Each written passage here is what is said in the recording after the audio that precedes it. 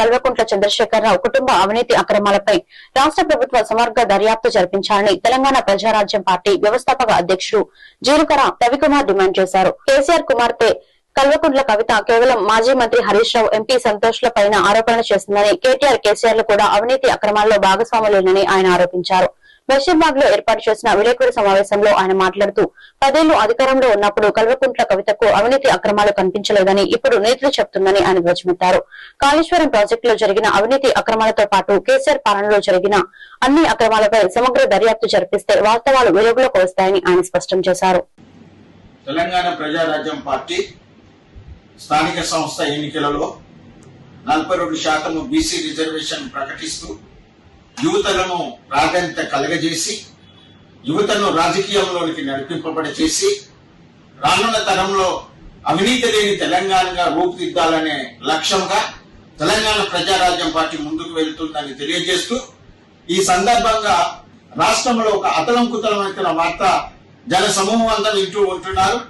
4.5 కోట్ల జన సమూహము తెలంగాణ కోటి రతనాల వీణాన్ని అనేక మంది ప్రాణ త్యాగాల చేత సంపాదించుకున్న ఈ తెలంగాణ 2014 నుంచి 2023 వరకు ఎంత విధ్వంసానికి గురైందో తెలంగాణ సమాజం అందరికీ తెలుసు. అయినప్పటికీ ఈ సందర్భంగా మరి కల్వకుంట్ల కవిత గారు తన తండ్రి పేరు ఎత్తకుండా, అన్న పేరు ఎత్తకుండా హరీష్ రావు, సంతోష్ రావు మీదనే దోషులుగా ప్రకటించడము సబబు కాదని వాళ్ళ 5గురు కలిసి ఈ తెలంగాణ రాష్ట్ర జన సమూహాన్ని ధనాన్నంతా దోచుకొని తెలంగాణ దివాలా తీసి ఇప్పుడు అనేకమైన విషయాలు తెలియజేస్తున్న సందర్భం మనం వింటూ ఉంటున్నాం.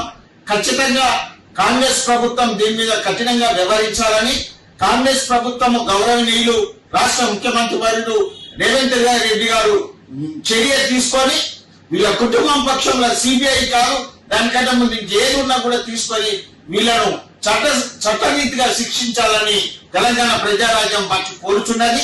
ఎందుకంటే తెలంగాణలో అనేక మంది ప్రాణ త్యాగాల మీద సంపాదించుకున్న తెలంగాణ ప్రాంతాన్ని, తెలంగాణ రాష్ట్రాన్ని 10 సంవత్సరాలలో దోచుకొని లక్షల కోట్ల రూపాయలు వాళ్ళు దానాన్ని దాచుకొని ఇప్పుడు ఏమి ఎరగనట్టుగా ఒక కవిత గారు బయటకు వచ్చేసి మరి వాళ్ళ మీద నింద మోపడం ఇది సరిగా కాదు.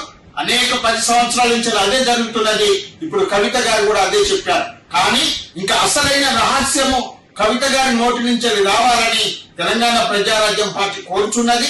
ప్రత్యేకంగా యువతకు ఒక సూచన, రానున్న తరంలో ఒక కొత్త పార్టీగా యువతకు ఆదర్శంగా నిలిచే పార్టీని ఆదరించవలసిందిగా మిమ్మల్ని అందరినీ కోరుకుంటూ ప్రత్యేకంగా ఈ యొక్క దీని మీద కాంగ్రెస్ ప్రభుత్వము అతి త్వరలో చర్యలు తీసుకొని ఇది కాళేశ్వర ప్రాజెక్టును డైవర్షన్ చేయకుండా ఈ ఇష్యూను తొందరగా పరిష్కరించాలని కాంగ్రెస్ ప్రభుత్వాన్ని డిమాండ్ చేస్తూ జై తెలంగాణ ప్రజారాజ్యం పార్టీ.